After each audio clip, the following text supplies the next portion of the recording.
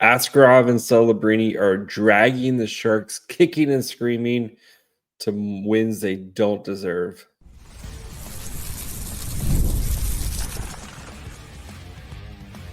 You're Locked On Sharks, your daily podcast on the San Jose Sharks, part of the Locked On Podcast Network, your team every day. Hello, welcome to Locked On Sharks, the premier hockey podcast covering your favorite team in the Bay Area. My name is JD Young, caretaker at the Reef, also the co-host of Locked On NHL. I want to thank you for making Locked On Sharks your first listen, proudly part of the Locked On Network, the number one sports network, podcast network out there. And if you want to be an everydayer, all you have to do is just follow along wherever you get podcasts. And of course, you can watch on YouTube as well. And today we'll be talking about the Sharks' 2-1 overtime win as they somehow do it again, grind out another game that they probably didn't deserve to win, but they find a way to get that W. So we talk about Askarov and Celebrini. Askarov keeping the Sharks in it. Celebrini with his magic as he assists on both of the goals for the San Jose Sharks. We're going to talk about the Wennberg line and how special it was tonight as it dominated the Kaprizov line.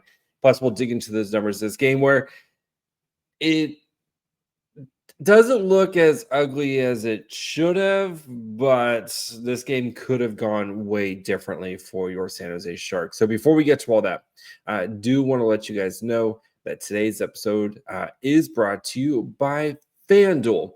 Download the FanDuel app now by visiting FanDuel.com and win $300 in bonus bets if your first $5 bet wins. All right. Askarov and Celebrini and Askarov.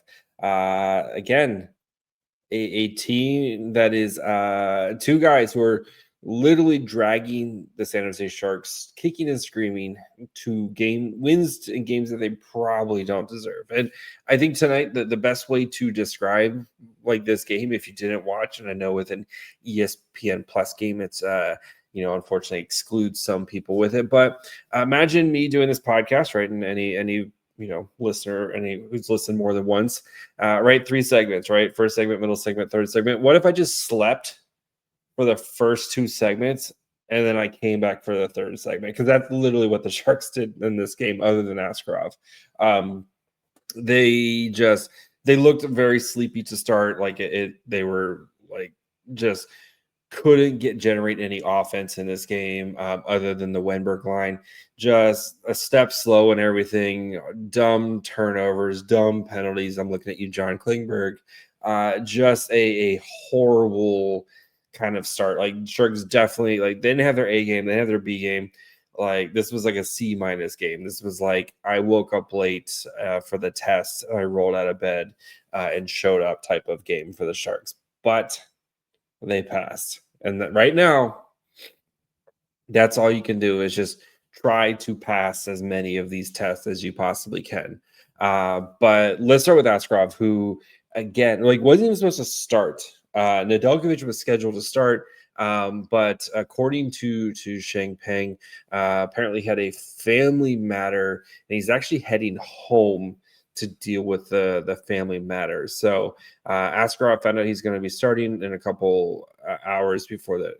And basically he was like, okay. And Askarov just came in and did Askarov stuff. But yeah, Nedeljkovic is dealing with the family matter. He's heading home to deal with it after the game. So we'll see what the Sharks do there, if they need to emergency recall Shakir from the CUDA, who's playing really well tonight for them. But so we'll just kind of keep an eye on that, keep a pin on that. But I think it's safe to say Askarov's probably going to be starting Thursday's game against Calgary, which we could be having a Askarov Wolf game, and 100% sign me up for that. But still, so thoughts and prayers. Hopefully everything's okay with Nedeljkovic and his family and whatever's going on with that. So just hoping that everything, everything turns out okay for him. So, but back to Askarov, who was absolutely outstanding tonight, especially early on in this game when the Sharks just kind of really couldn't generate any sustained offense. And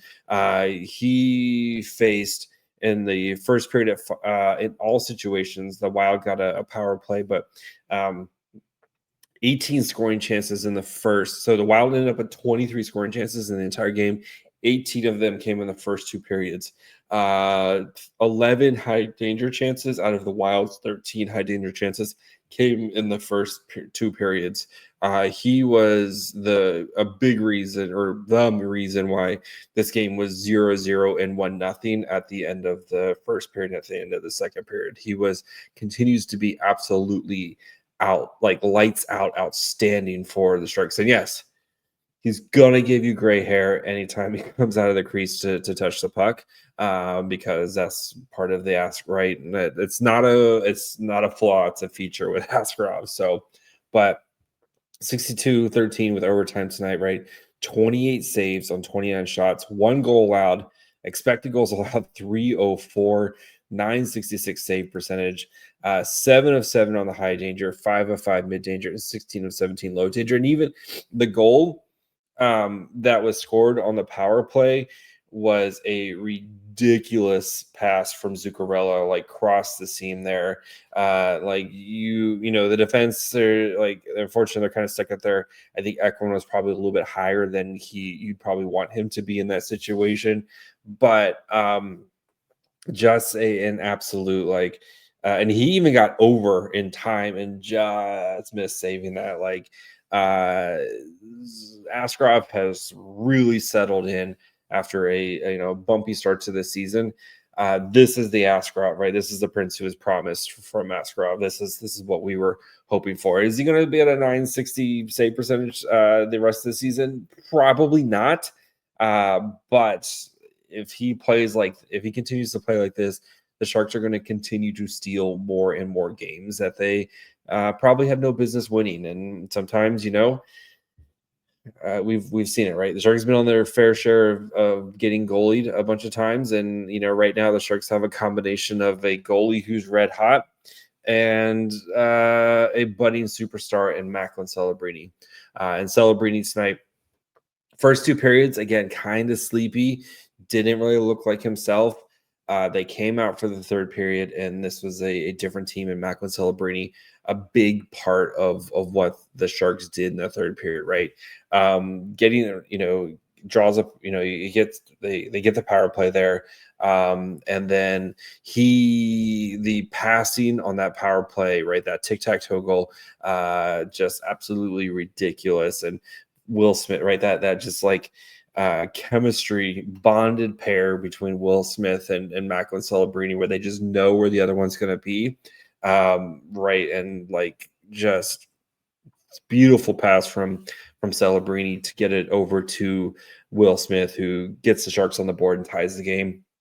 But then overtime, right? And that's the great thing now about having Macklin Celebrini on your team, right? Is you just believe he's going to make it happen, right? And, watching, the greats, right? You watch, Nathan McKinnon or Sidney Crosby or Connor, whoever, right? Connor McDavid, whoever, your personal great player, right? And anytime they stepped up, when the team needed them the most, they stepped on and they just found a way to make it happen. It's becoming expected of Macklin Celebrini, and he continues to deliver, and he did it again tonight, right? Playing 2 minutes in overtime in a game where, again, didn't really feel like he had his A game, especially early, but players like Macklin Celebrini, they can make it happen even when they're not playing their absolute best. Dickinson gets the good breakout from Dickinson to get it to Celebrini, who's just wide open there. And then Celebrini, again, the end of the shift there, he's been out there for, I think it was close to 2 minutes there, and then just gets the pass to Colin Graff. And we've seen, if you've watched the Barracuda last year in the playoffs, you've seen Colin Graff on that exact same play be able to finish it. And congrats to Colin Graff for finishing that and scoring a big goal there, getting that overtime goal for Graff, who's got promoted in this game to the first line with Smith and Celebrini. So again, sustainable, No. Are we going to take it? 1,000,000%. As your San Jose Sharks are now in a playoff spot. As we're recording this, basically, if the Canucks lose tonight, which they're losing as I'm watching, if the Canucks lose, and the Canucks and the Kraken actually both lose, the Sharks will end the night in a playoff spot right now. So, because the Pacific is just everybody jumbled together right now, it's ridiculous. But anyway, it's such a weird world to live in where the Sharks are in a potential playoff spot here. But yeah, the Kraken. Yep. So man, what a world we live in. We're going to talk about the Wennberg line. They were absolutely outstanding. Like I cannot sing the praises of the Wennberg line enough tonight, as they took on the Kaprizov line and they took their lunch money. We're going to break that down here in just 1 second. When I'm hydrated, everything just works better. My focus, energy, mood, even my skin. That's why I've been using Drip Drop. It's a doctor-developed hydration that keeps me running at full power no matter what my day looks like. Drip Drop isn't your average sports drink. It delivers 3 times the electrolytes and half the sugar of leading brands using a science-backed formula trusted by medical professionals, firefighters, and over 90% of top college and professional athletes. I really like the cherry and the fruit punch flavors. I think they're great. They become my secret weapon for staying sharp and energized through long days. Hydration has become non-negotiable for me. Drip Drop helps me feel sharper, calmer, and honestly just better overall. Right now, Drip Drop is offering podcast listeners 20% off your first order. Go to dripdrop.com and use promo code LOCKEDONNHL. That's dripdrop.com, promo code LOCKEDONNHL for 20% off. Stock up now before the heat hits hard and keep your body and mind performing at their best with Drip Drop. I'm also really excited to tell you about my favorite pair of jeanswear brand, Doer. I've been living in the performance denim straight jeans, and honestly, they've completely changed the game for me. I love my Doer jeans because, one, they look great, right? It's important that you feel like they look good when you wear them, but two, they're also super comfy. I have 5 times the stretch of traditional denim. They feel stretchy, but they don't look stretchy, which is super important. Doer combines classic jeanswear style with the kind of comfort and performance you get from athletic wear. The best of both worlds.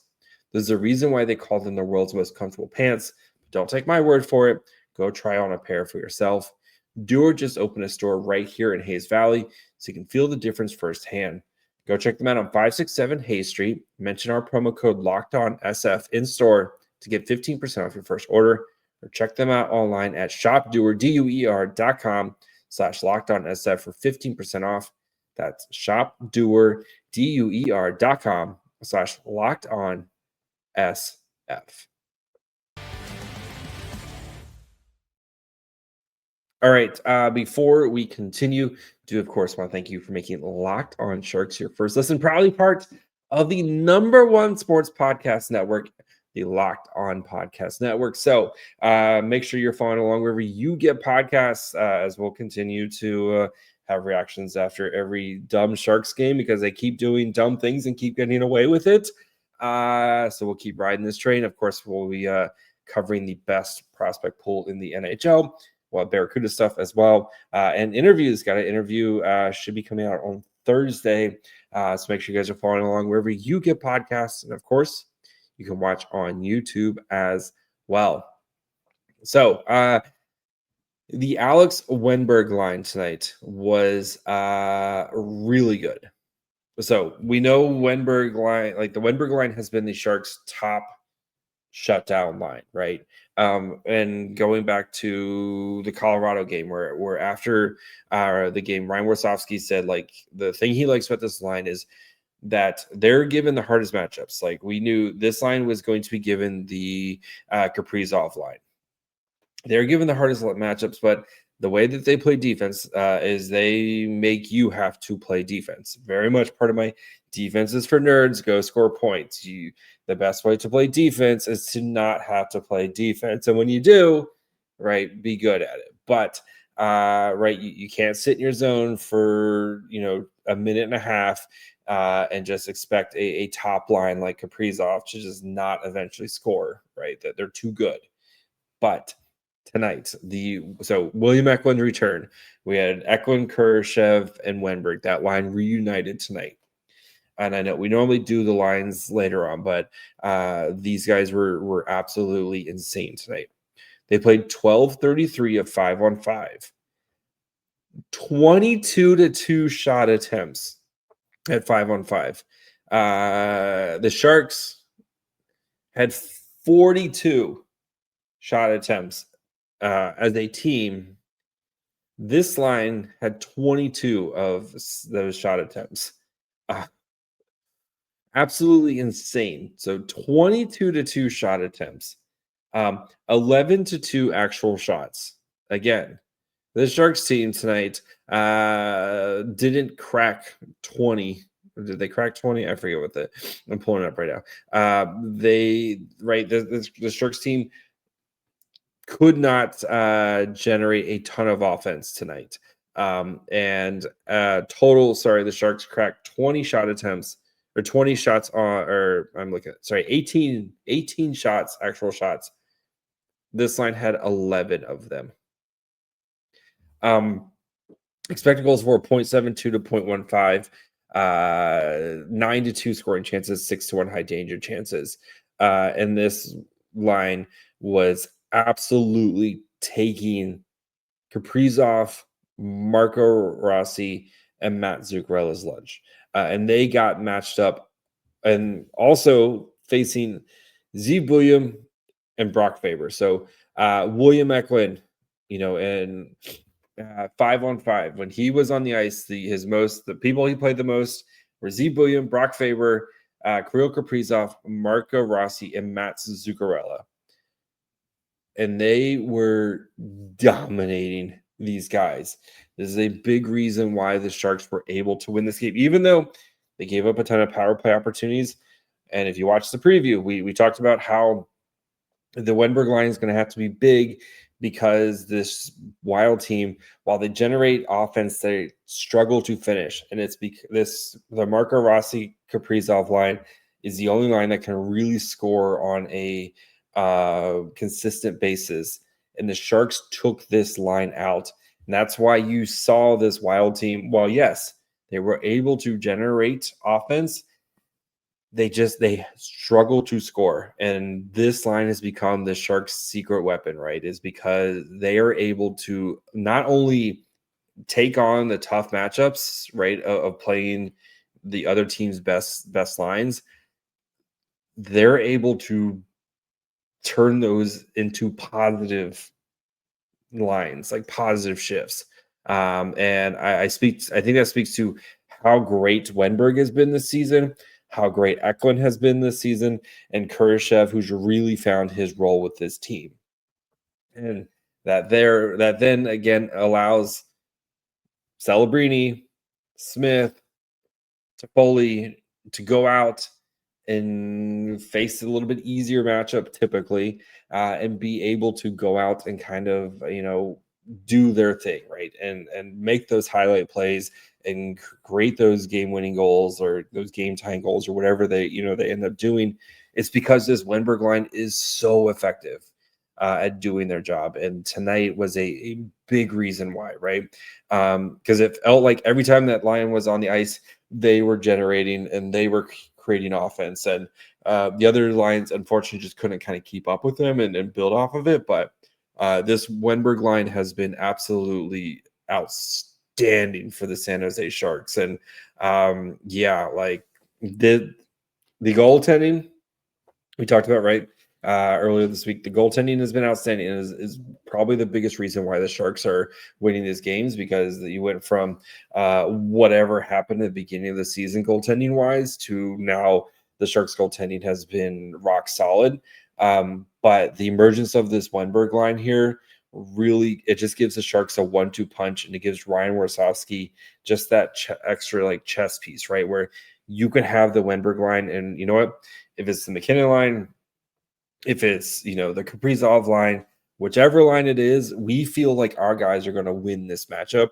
And it frees up Celebrini to get to go do other things and take advantage of other teams' lines here, because not to, like, I'm not saying like you don't, like, Celebrini couldn't win those matchups as well, but again, it frees it up and it allows Celebrini to take a little bit of pressure off him, so that way he can go and just focus on generating offense as a team that's, yes, the offense has been really good for the Sharks, but the last couple weeks, like during this stretch here, right, they've been having to win a lot of these games, 2-1, 3-1 type of situations.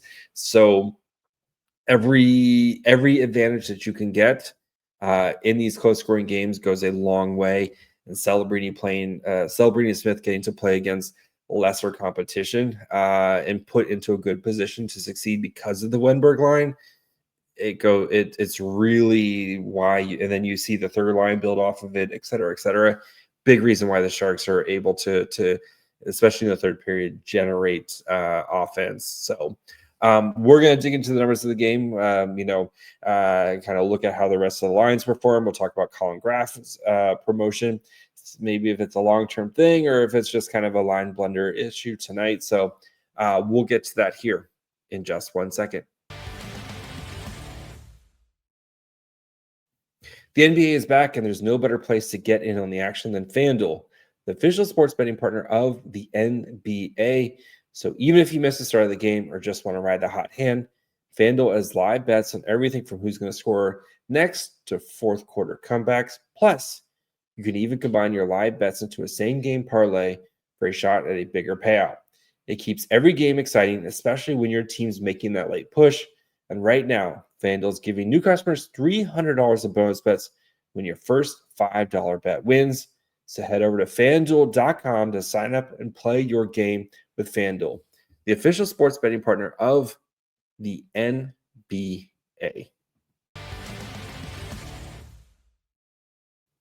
All right.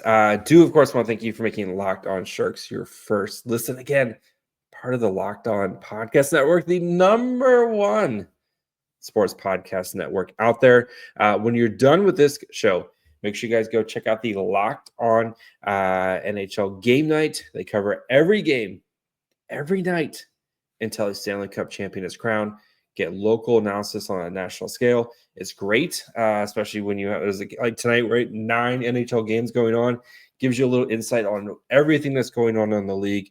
Plus, you usually hear from the winners, and with the Sharks being winners, that means I get to make an appearance more and more on it. So find NHL Game Night on Locked On NHL on YouTube or wherever you listen to podcasts. Okay, let's dig into the numbers. So we kind of touched on it a little bit, but still. 5-on-5 for this game ended up being much closer than you thought, but that's because of the Sharks' really strong third period, where they were able to kind of drag themselves back into the game. But even looking at the other ones, like the Sharks were it's kind of opposite of what the Sharks have usually done, right? Where not like they've always been kind of like a quality over quantity. I mean, again, tonight the quantity wasn't great, but they were more of that tonight of just kind of getting shots off and stuff, but just not getting as many of the quality chances that we're used to seeing from the San Jose Sharks. But 47-47 of 5-on-5, 46-42 shot attempts in favor of the Wild. I was a little surprised when I saw that. I think kind of speaks to the Wild's struggles at 5-on-5 offense. So that way, like you couldn't see them just kind of pull away from the Sharks. Like if the Sharks were facing a much more potent offense, like this thing probably goes sideways tonight, right? But 46-42 shot attempts, 52.27 to 47.73 Corsi for in favor of the Wild. Actual shots at 5-on-5 was 21-15, 19-16 scoring chances, 10-10 high danger chances, and 2.12 to 1.97 expected goals for. Again, the Sharks in the third period, though, really found that extra gear. They had 18-16 shot attempts at 5-on-5, 7-5 scoring chances, 4-2 high danger chances, and 0.77 to 0.41 expected goals for. So they were, even especially after the goal, right? How often have we seen that, this team scores a goal and they sit back, No, we saw them continue to press and try to win this thing in regulation, right? And kind of try to get that second goal there. And I think that's why you saw, especially in overtime, the game kind of continue, the continue to go the way of the Sharks there, because of they weren't just content like, hey, let's just get to overtime. They wanted to try to end this thing in regulation, right? And I think that's the mark of a good, very, we're still a very young team, but I think that those are good traits to see, right? That's something, that kind of killer instinct. You're starting to see that's come out here a little bit with the Sharks. So still a long way to go, but I love what we see there with that. So for the lines, like I said, the Wennberg line was absolutely ridiculous. Go see segment 2. Will Smith, Celebrini, Toffoli played 840, 6-12 shot attempts, 0-7 actual shots, 0.56 to 0.59 expected goals, 2-9 scoring chances, 1-8 high danger chances. So again, this line, like, the Smith, Celebrini, Toffoli line, especially in the first 2 periods, struggled, and like they just didn't look like they had the right energy. And tonight, which again, this is part of that maturing, for a team, like with Smith and Celebrini, right? We've how, the past week or so, how great is this team now? Look out, these young guns, et cetera, et cetera. And then, we in the third period, we saw Smith, Celebrini, and Graf. So they played 304. 3-5 shot attempts, 1-2 actual shots, 0.4 to 0.21 expected goals, 1-2 scoring chances, 0-1 high danger chances. So, and then of course Graf gets the game winner there. I think with Toffoli, who wasn't at more, I think, or practice yesterday, wasn't at practice. You wonder if he's just not 100% right now, and maybe they're just trying to kind of mix things up here a little bit. So I would assume going against Calgary, Toffoli's probably back up there. Like, again, with how well the Lions have been working right now, I wouldn't tinker with them too much and just kind of say this was more likely just trying to find some energy for a team that was extremely lacking energy early in this game. And Toffoli's too much of a vet. Like, he's not going to take, getting sent down to the third line personal and stuff like that. Like, I'm sure he knows that, like, yeah, we weren't playing well, et cetera, et cetera. So not worried about that. Goodrow, Gaudette, Reeves played 646, 2-9 shot attempts, 0-3 actual shots, 0 to 0.32 expected goals, 1-4 scoring chances, 0-0 high danger chances. This line, especially in the first period, was struggling against the Wild's fourth line. I think it was like 1-7 shot attempts after the first period, and then they really cut their ice time as the Sharks were trying to kind of get back into this game. It is what it is with this line. And, unfortunately, the Sharks are at 12. They have 12 and 12 forwards right now, so they don't really have much of an option elsewhere. But, yeah. Skinner, Dellandrea, Graf, they played 540, 4-5 shot attempts, 1-2 actual shots, 0.12 to 0.09 expected goals, 4 for this line, and 2-1 scoring chances, 2-0 high danger chances. This line, like, I think they continue, like, to be quietly effective, and I kind of think this line might be due for a couple goals here as well. So defensively, we got the young players tonight. Like, it was pretty young lineup defensively for the Sharks here, as both Mukhamadullin and Dickinson were in the lineup, and then Liljegren and Leddy both sat. I would assume Liljegren probably comes back in for the next game because he just didn't look right the last couple games. They probably just want to give him a little bit of a rest here, but I assume he probably comes back in. But Dickinson, Darnay's, they combined for 61.11% Corsi 4, 11-7.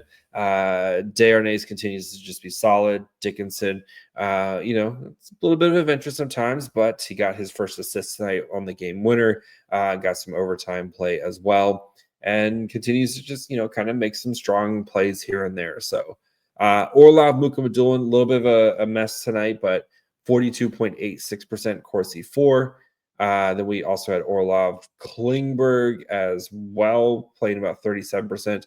And then Ferraro was in there. That's where they don't have like the Ferraro combo in there as well. But Klingberg, I thought was struggle tonight, especially early on. Took a really like both his. So the first penalty he took was 100% like just a lazy, like, let me just get my stick in there and kind of jam it around and call for hooking. Second one, he fumbles a pass at the point, and then like he has to trip a guy to keep them from going on a breakaway. So not the best game from Klingberg, but again, Sharks won. They've gotten points in 7 straight games, won 4 in a row here. It's been a long time since we can say things like that. A long time since we can say things like that about your San Jose Sharks. So, yeah, we'll take it. And now the Sharks play the worst team in the NHL coming up on Thursday. And it's not themselves. It's not a scrimmage. What a world we live in. So we're we'll be back tomorrow. Like I said, we have an interview for Thursday's episode. We'll, of course, get you guys ready for the Flames on Thursday as well. So make sure you guys are following along wherever you get podcasts. And, of course, you can watch on YouTube as well. Follow the show on Twitter, Facebook, Instagram, and on TikTok at Locked On Sharks. Follow me on Twitter and Blue Sky at My Fry Hole. Until tomorrow, bye, friends.